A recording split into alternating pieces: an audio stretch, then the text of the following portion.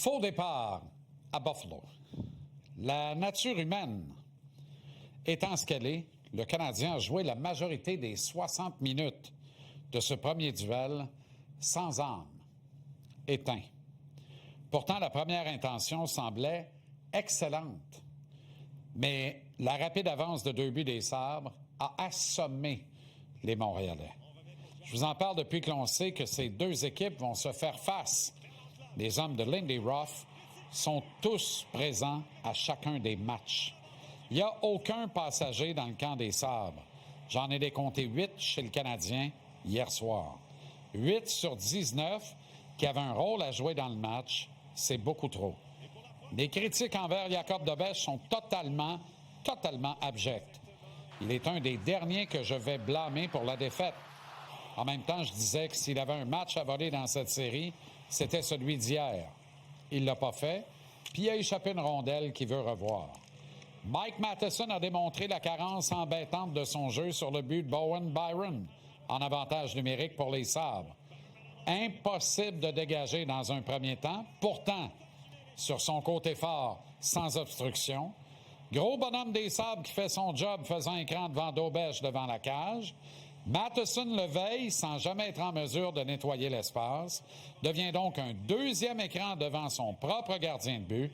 C'est un exemple au milieu de beaucoup d'autres. Matheson n'a pas disputé un bon match hier soir.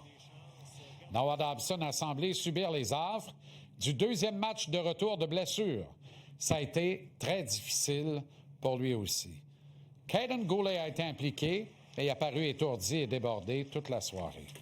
Curieusement, Lane Hodgson n'a pas disputé un bon match, indépendamment de sa malchance en zone neutre, qui a ouvert la voie à un 2 contre 1, devenu un 2 contre 0, en raison d'une glissade tout sauf synchronisée de la part de Dobson. Ça fait 4 absents en défense. Ça laisse un présent carrier ennemi, Arber Xhekaj, à qui Martin a donné moins de 8 minutes de temps de jeu. Le shérif était puni quand il soufflait d'en face d'un joueur du Lightning au premier tour. S'il n'est pas convaincu que son coach a confiance en lui et qu'il veut qu'il joue selon son ADN, il devient rapidement nul, non avenu, inefficace. Je pense qu'Arber peut aider dans cette série, mais c'est le job du coach de lui donner feu vert et à la fois confiance. En attaque, Alex Texier a été très ordinaire. Alex Newhook aussi.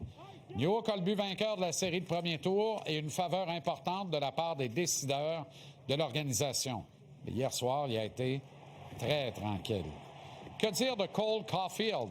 Si ce n'est qu'au cours du match sur TVA Sport, on a plus vu mon ami Adi Hassin depuis le Casino de Montréal que Caulfield sur la glace à Buffalo. Juraj Slafkovský a lui aussi été très ordinaire, ce qui est inquiétant au bas mot. C'est un euphémisme d'ajouter qu'il n'y a eu aucun effet Joseph Veleno. Heureusement, Dobeš s'est battu. Alex Carrier a été très bon. Nick Suzuki est formidable. Philippe Danault et Josh Anderson sont excellents et on ne peut rien reprocher à Jake Evans. Je suis fâché, autant que je refuse toute critique à l'endroit d'Ivan Demidov, que Martin n'entoure pas adéquatement. Heureusement, il existe des solutions et on peut retenir certains éléments positifs du duel d'hier soir. L'avantage numérique en a mis une dedans en 2 occasions, sauf qu'à court d'un homme, le Canadien a curieusement craqué. Le CH a presque atteint le cadre défendu par Alex Lyon à 30 reprises, limitant les Sabres à 16 tirs. Mais Martin Saint-Louis a semblé contemplatif et observateur toute la soirée. Il n'a pas coaché, il n'a apporté aucun ajustement, du moins s'il l'a fait, ses joueurs ont refusé d'exécuter ses commandes. Martin a donné moins de 9 minutes à Zachary Bolduc, moins de 10 à Kirby Dach, qui avaient tous les deux, pourtant, un bon match dans les jambes.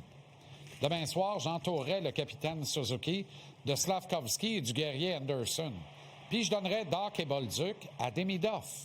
Gallagher viendra à la place de Veleno et Caulfield essayerait de se replacer avec les deux Alex, Texier et Newhook, sur un maximum de 10 minutes. Je vais vous le dire comme je le pense.